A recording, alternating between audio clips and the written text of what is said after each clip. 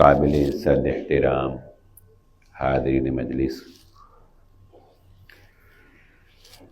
محترم مکرم سامعین اکرام، ہر قسم کی تعریفات اس خالق مالک ارض و سماوات کے لیے، اور لاکھوں کروڑوں درود و سلام آپ محمد مصطفیٰ صلی اللہ علیہ وآلہ وسلم کی ذات اقدس پر۔ آج کی اس مختصر گفتگو میں آپ کے سامنے چند ایسے واقعات پیش کرنا چاہتا ہوں جن سے ہمیں یہ اندازہ ہوگا کہ باوجود طاقت رکھنے کے، باوجود اس کے کہ آپ فاتح قرار پائے تھے، باوجود اس کے کہ آپ سے زیادہ طاقت دنیا میں اللہ نے کسی کو نہیں دی، اس کے باوجود محمد الرسول اللہ صلی اللہ علیہ وآلہ وسلم نے ان دشمنان اسلام اور ان دشمنان محمد صلی اللہ علیہ وسلم کو معاف کر دیا جن کی معافی کا تصور انسانیت کے لیے مشکل ہے۔ یعنی ہم سوچ نہیں سکتے کہ ایسے بندے کو بھی معاف کیا جا سکتا ہے۔ آپ نے اکثر یہ جملہ سنا ہوگا کہ لوگ کہتے ہیں میں ہر ایک نو معاف کر سکتا پر میں انہوں نہیں معاف کرنا، کہتے ہیں کہ نہیں؟ اکثر لوگ کہتے ہیں اس نے میرے ساتھ ایسے کیا میں انہوں معاف نہیں کرنا، جو مرضی کر لے۔ ہماری اوقات کیا ہے، ہماری حیثیت کیا ہے جو ہم اتنے دھڑلے سے اور اتنے فخر سے کہتے ہیں کہ میں نے اس کو معاف نہیں کیا۔ نبی صلی اللہ علیہ وآلہ وسلم کا چچا ابو جہل نبی صلی اللہ علیہ وآلہ وسلم کو کتنا نقصان پہنچانے والا، ان کا بیٹا حضرت عکرمہ رضی اللہ تعالیٰ عنہ فتح مکہ کے موقع پر نبی صلی اللہ علیہ وآلہ وسلم نے آرڈر جاری کر دیا۔ کیا آرڈر جاری کیا؟ عکرمہ بن ابی جہل جہاں بھی نظر آئے اسے مار دو۔ کتنا سخت آرڈر ہے۔ عکرمہ جہاں بھی نظر آئے اس کو معاف، کیوں؟ اس لیے کہ اس نے اور اس کے باپ نے ہمیشہ دشمن اسلام ہونے کا بھی ثبوت پیش کیا اور میری ذات کو بھی نقصان پہنچاتے رہے، چنانچہ یہ اس لائق ہے کہ اس کے لیے کوئی معافی نہیں، اس کو جہاں ملے مار دو۔ ٹھیک ہے۔ اللہ کے نبی صلی اللہ علیہ وسلم مکہ میں فاتحانہ داخل ہو رہے ہیں تو حضرت عکرمہ رضی اللہ تعالیٰ عنہ کو یہ علم ہو گیا کہ میری اب جان بخشی نہیں، چنانچہ یہ وہاں سے بھاگ گئے اور بھاگنے کے لیے سمندری راستہ اختیار کیا۔ جب کشتی میں بیٹھے تو کشتی کسی طوفان کی وجہ سے ہچکولے کھانے لگی، بھنور میں پھنسنے لگی، تو ملاح کہتا ہے کہ اے تمام کشتی والو اللہ کو پکارو۔ حضرت عکرمہ کہنے لگے لات عزا اور منات کو کیوں نہیں؟ تو انہوں نے کہا یک زبان ہو کے کشتی والوں نے کہ یہاں پر لات عزا منات کام نہیں آتے، یہاں پہ اللہ ہی کام آتا ہے۔ تو حضرت عکرمہ کہنے لگے کہ اگر یہاں اللہ کام آتا ہے، مصیبت میں اللہ کام آتا ہے، سمندر میں اللہ کام آتا ہے، تو یہی تو ہمیشہ لڑتے رہے ہم محمد صلی اللہ علیہ وسلم سے کہ لات عزا منات کام آتے ہیں۔ جب یہاں اللہ کا کام آنا ہے تو پھر وہاں مکہ میں بھی اللہ ہی کام آتا ہے۔ چنانچہ حضرت عکرمہ رضی اللہ تعالیٰ عنہ کہتے ہیں کہ میں نے اس وقت یہ عہد کر لیا کہ اگر اللہ رب العزت مجھے اس طوفان سے نجات دے دے تو میں مکہ پہنچ کر اسلام قبول کر لوں۔ اچھا، ادھر دوسری طرف کیا ہوا؟ حضرت ام حکیم رضی اللہ تعالی عنہا جو کہ ان کی بیوی تھیں، وہ مسلمان ہو گئی، اور مسلمان ہونے کے بعد وہ اللہ کے نبی صلی اللہ علیہ وسلم کے پاس جا کر کہتی ہیں کہ اللہ کے نبی صلی اللہ علیہ وسلم میری آپ سے یہ التجا ہے، میرے شوہر کو امان دے دیجئے۔ آپ دیکھیے کہ کمال جائیں اس محبت پہ کہ ایک مسلمان عورت کے کہنے پر اللہ کے نبی صلی اللہ علیہ وسلم نے فرمایا جا تیرے شوہر کو امان دی۔ حالانکہ آپ اس کے ڈیتھ وارنٹ جاری کر چکے ہیں۔ اب ام حکیم ساحل سمندر پہ پہنچی تو حضرت اکرمہ واپس وہ اتر گئے تھے۔ حضرت اکرمہ کو کہا میں نے محمد صلی اللہ علیہ وسلم سے آپ کی امان لے لی ہے، آپ چل کے اللہ کے نبی صلی اللہ علیہ وسلم سے اسلام قبول کر لیجئے، ہاتھ پہ بیعت کر لیجئے۔ حضرت اکرمہ پہلے ہی تیار تھے، گئے اور اللہ کے نبی صلی اللہ علیہ وآلہ وسلم کے ہاتھ پر مشرف با اسلام ہو گئے۔ اب اس میں دو باتیں جو میں آپ کے گوش گزار کرنا چاہتا ہوں، جو اہم ترین باتیں جو نوٹ کرنے والی ہیں، اور میں سمجھتا ہوں انسانیت کی معراج ہے۔ اس سے اوپر آپ جتنے مرضی فلاسفر پڑھ لیں، آپ جتنے مرضی اچھے انسان کو دیں، اس سے اوپر آپ کو کوئی مثال نہیں ملے گی۔ یہ میرا چیلنج ہے آپ کو جائے، میں یہاں ریگولر آتا ہوں، کوئی آپ کو کبھی مثال مل گی نا تو مجھے دے دے، کہہ دینا بلال احمد تو نے ایک دفعہ ایک مثال دی تھی اور کہا تھا اس سے اوپر کوئی مثال نہیں ہوگی، تو مجھے دکھا دینا کہ یہ دیکھو اس سے اوپر ایک مثال ہے۔ لیکن یہ میرا چیلنج ہے کہ اس سے اوپر کوئی مثال نہیں، انسانیت کی، رحم کی اور معافی کی۔ اب حضرت اکرمہ آ رہے ہیں اور نبی صلی اللہ علیہ وسلم ایسے ہی صحابہ میں بیٹھے ہیں، اور نبی صلی اللہ علیہ وآلہ وسلم صحابہ کو کہتے ہیں اکرمہ اسلام لانے کے لیے آ رہا ہے، اکرمہ ابو جہل کا بیٹا ہے۔ اکرمہ کس کا بیٹا ہے؟ ابو جہل کا۔ ابو جہل کون ہے؟ جو پکا جہنمی ہے، اس کے جہنمی ہونے میں کوئی شک نہیں ہے۔ جہنم واصل ہوا غزوہ بدر میں۔ اللہ کے نبی صلی اللہ علیہ وسلم کہتے ہیں اکرمہ آ رہا ہے، اس نے مسلمان ہونا ہے، میں تمہیں یہ حکم دیتا ہوں اکرمہ کے سامنے اس کے باپ کا ذکر نہ کرنا، اکرمہ کو تکلیف ہوگی۔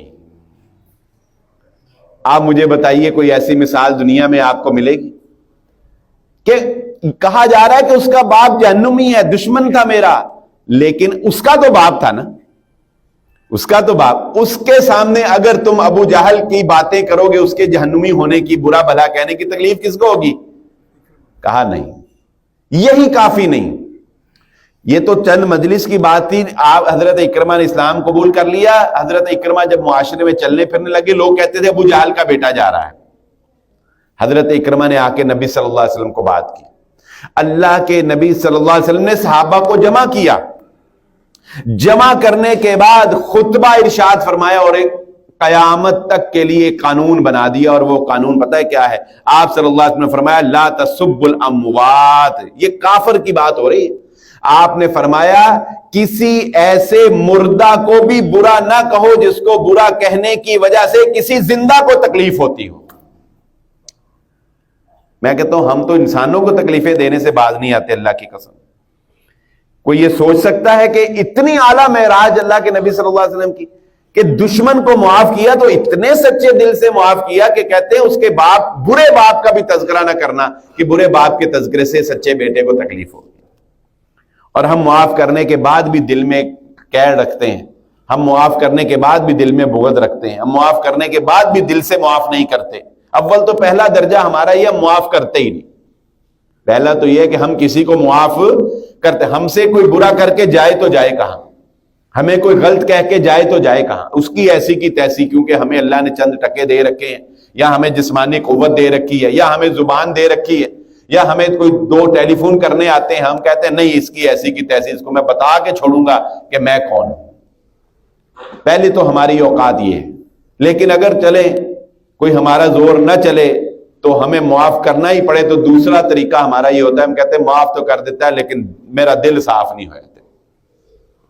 اللہ کے نبی صلی اللہ علیہ وسلم نے نہ صرف معاف کیا، اور دشمن بھی کیسے ہیں کہ وہ میں اگر اس طرف جاؤں گا تو بات دوسری طرف چلی جائے گی۔ آپ سب جانتے ہوں گے کہ یہ ابو جہل اور اکرمہ کیسے دشمن تھے اللہ کے نبی صلی اللہ علیہ وسلم، آپ پر پتھر برسانے والے، آپ پر اوجریاں رکھنے والے، ایسے دشمن کو معاف کیا جا رہا ہے۔ صرف معاف نہیں کیا، کہا اس کو عزت بھی دو، اس کی عزت کی بھی حفاظت کرو۔ اور اس سے بھی اگلا درجہ جو کہ بدرجہ یتم کو پہنچ جاتا ہے، کہ جس کا جو میرا چیلنج ہے کہ اس سے اوپر کی مثال نہیں ہے، کہ اللہ کے نبی صلی اللہ علیہ وآلہ وسلم، حضرت اکرمہ کہتے ہیں اللہ کے نبی صلی اللہ علیہ وسلم میں مسلمان ہو گیا ہوں، میں آپ سے وعدہ کرتا ہوں جتنا مال میں نے اسلام کے خلاف استعمال کیا اس سے دگنا مال میں اسلام کے حق میں استعمال کروں. میں آپ سے وعدہ کرتا ہوں جتنی میں نے اپنی جان اسلام کے مخالف کھپائی اس سے زیادہ جان اسلام کے حق میں کھپاؤں گا. اور انہوں نے ایسا کر کے دکھایا، اور میدان جہاد میں اللہ رب العزت نے حضرت عمر ابن خطاب کے دور میں انہیں شہادت کی موت نصیب فرمائی. لیکن کہتے ہیں حضرت اکرمہ اللہ کے نبی صلی اللہ علیہ وسلم آپ کے ساتھ زیادتیاں بہت کی، اسلام کے خلاف سازشیں بہت کی. وہ جب یاد آتی ہیں تو تکلیف بڑی ہوتی ہے، وہ جب یاد آتی ہیں تو تکلیف بڑی ہوتی ہے. اللہ کے نبی صلی اللہ علیہ وسلم حضرت اکرمہ بیٹھے ہیں، اللہ کے نبی صلی اللہ علیہ وسلم نے ہاتھ اٹھا لیے، کہا اللہ آج تک اکرمہ نے میری ذات کے خلاف اور تیرے دین کے خلاف جو بھی سازشیں کی اللہ میں بھی معاف کرتا ہوں، تو بھی معاف کر دے. خود بھی معاف کیا اور اللہ سے بھی معافی مانگی، اللہ سے بھی معافی دلوائی. اور اللہ کے نبی صلی اللہ علیہ وسلم کے ہاتھ اٹھے ہوں تو دعا اللہ رب العزت وہ تو قبول ہے. یعنی یہ معراج ہے انسانیت کی کہ دشمنوں کو اس طریقے سے معاف کرنا، دشمنوں کو اس طرح سے درگزر کرنا اور پھر ان کی عزت کی حفاظت کرنا. یہی کافی نہیں ہے، آگے چلیے. حبار بن اسود رضی اللہ تعالی عنہ، یہ وہ بندہ تھا جو اللہ کے نبی صلی اللہ علیہ وآلہ وسلم کے خلاف اشعار کہا کرتا تھا، آپ کے خلاف میڈیا وار کرتا تھا، پروپیگنڈا کرتا تھا. اللہ کے نبی صلی اللہ علیہ وسلم جب مکہ میں آنے لگے آپ نے کہا یہ جہاں بھی ملے اس کو قتل کر دو. آرڈر کیا ہے؟ یہ جہاں بھی نظر آئے اس کو قتل کر دو. اس کے بھائی نے، یہ سارا خاندانی شاعر، اس کے بھائی نے اس کو سمجھایا، اشعار میں بات ہوئی، یہ مسلمان ہو گیا، ارادہ کر لیا مسلمان ہونے کا. اب کیا کیا اس نے؟ اللہ کے نبی صلی اللہ علیہ وآلہ وسلم نے اس کو دیکھا نہیں ہوا تھا. یہ چھپتے چھپاتے، اس وقت آپ کو پتا ہے رات کے اندھیرے تاریکی، منہ چھپا لیا تو بس کون سا کوئی آئیڈینٹی ہوتی تھی، کوئی آئی ڈی کارڈ ہوتے تھے، کوئی چیک پوسٹیں ہوتی تھی. تو یہ چھپتے چھپاتے اس نے فجر کی نماز مسجد النبوی میں نبی صلی اللہ علیہ وسلم کے پیچھے پڑھی. نماز پڑھنے کے بعد اللہ کے نبی صلی اللہ علیہ وسلم کو کہتا ہے اللہ کے نبی صلی اللہ علیہ وسلم آپ سے بات کرنی ہے. انہوں نے کہا کرو. کہنے لگا جی آپ کو میں نے یہ پوچھنا تھا، اگر حبار بن اسود کو میں آپ کے پاس لے آؤں اور وہ معافی مانگ لے اور اسلام قبول کر دیں، آپ معاف کر دیں گے؟ آپ معاف کر دیں گے؟ اللہ کے نبی صلی اللہ علیہ وسلم نے فرمایا ہاں اگر تم لے آؤ تو میں معاف کر دوں گا. کہنے لگا پھر میں ہی حبار بن اسود، اب انہوں معاف کر دو.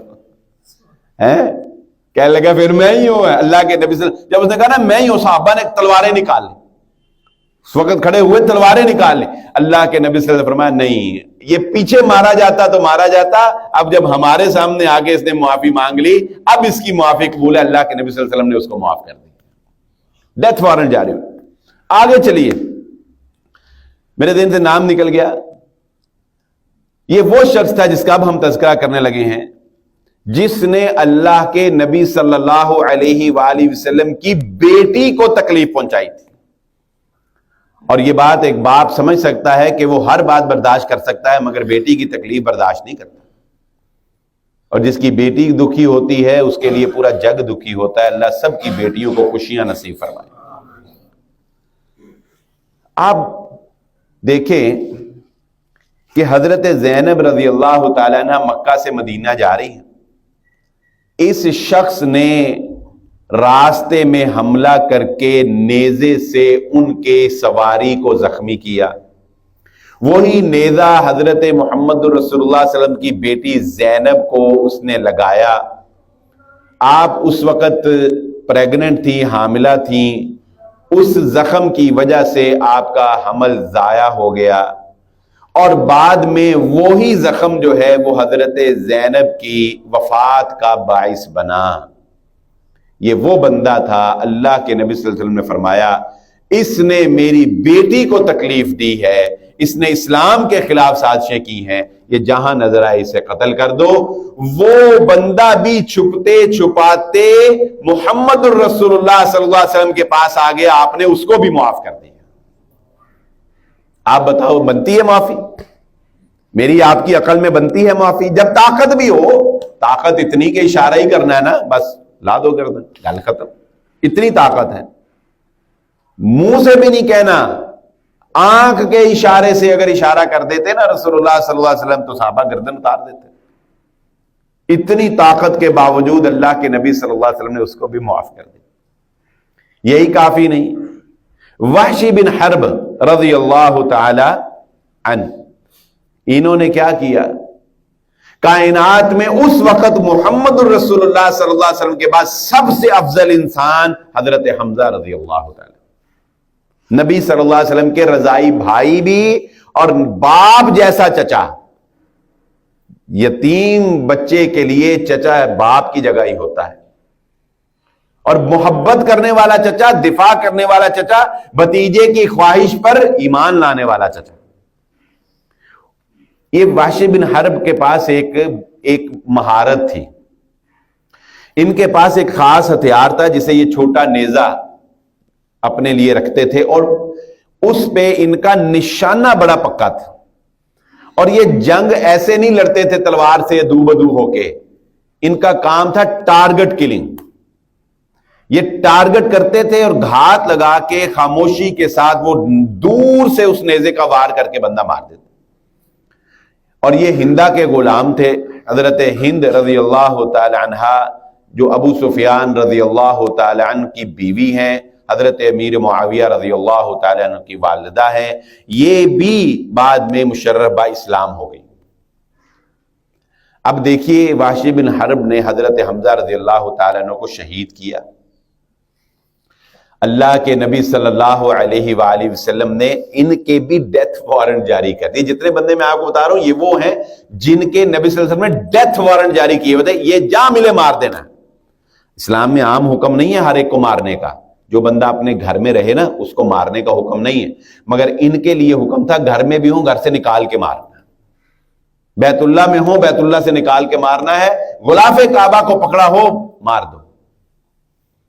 لیکن یہ بندہ بھی رسول اللہ صلی اللہ علیہ وآلہ وسلم کی خدمت میں حاضر ہو کر کہنے لگا، اے اللہ کے نبی صلی اللہ علیہ وسلم میں معافی مانگتا ہوں، اسلام قبول کرتا ہوں، میرا اسلام قبول کر لیجیے۔ اب آپ ذرا دونوں پیمانوں کو غور کیجئے گا، ایک طرف اللہ کے نبی صلی اللہ علیہ وسلم کی تکلیف اور دوسری طرف رحمت للعالمین ہونے کا جذبہ۔ تکلیف کی شدت یہ ہے، تکلیف کا عالم یہ ہے کہ محمد الرسول اللہ صلی اللہ علیہ وسلم نے فرمایا آپ کا اسلام قبول، کیونکہ اسلام کی باہیں اتنی کشادہ ہیں اور اتنی نرم ہیں کہ جو بھی ان میں آنا چاہتا ہے یہ اس کو سینے سے لگا لیتا ہے۔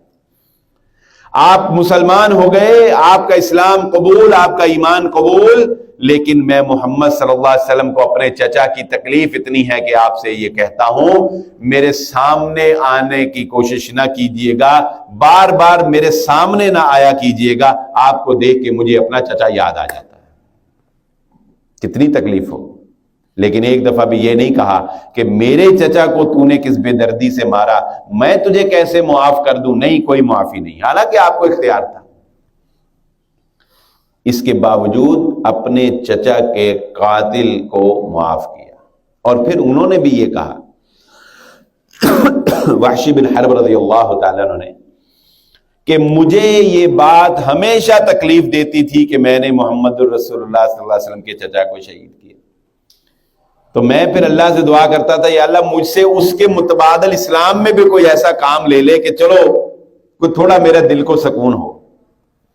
تو کہنے لگے پھر اگر میں نے حضرت حمزہ رضی اللہ تعالیٰ عنہ کو شہید کیا تھا تو پھر میں نے دشمنان اسلام میں سب سے بڑے دشمن جس نے سب سے پہلے جھوٹا دعوی نبوت کیا تھا مسیلمہ کذاب، اس کو گھات لگا کر اسی نیزے کے ساتھ، اسی ٹرک کے ساتھ، اسی وار کے ساتھ جس نے مسیلمہ کذاب کو جہنم واصل کیا، وہ بھی حضرت وحشی بن حرب رضی اللہ تعالی عنہ۔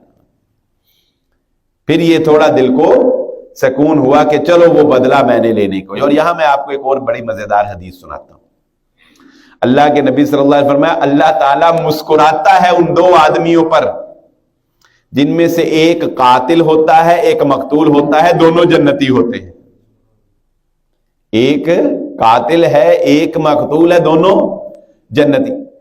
کفر کی حالت میں قاتل نے مسلمان کو شہید کیا ہوتا ہے، وہ شہادت کی وجہ سے جنتی، اور یہ قاتل کفر کی حالت سے بعد میں مسلمان ہو جاتا ہے اسلام لانے کی وجہ سے، وہ قتل معاف اور یہ بھی جنتی ہو. یہ وہ بندے ہیں جن پر یہ حدیث بالکل فٹ بیٹھتی ہے کہ کفر کی حالت میں گناہ کیا، اللہ نے معاف کر دیا، اور اسلام لانے کے بعد جو ہے وہ اللہ رب العزت نے ان کو بھی جنت دے دیا. حضرت حمزہ تو ہے ہی جنتی. تو ایسے ایسے مجرموں کو ہمارے نبی محمد الرسول اللہ صلی اللہ علیہ وآلہ وسلم نے معاف کیا ہے کہ یقین مانیے اگر ان واقعات کو پڑھا جائے تو انسان کو اپنے اوپر شرم آنی چاہیے کہ جب وہ اپنی زبان سے یہ جملہ کہے کہ میں نے معاف نہیں کرنا. تیری اوقات کیا ہے اور تیری حیثیت کیا ہے. اور ایک آخری واقعہ سن لیجیے.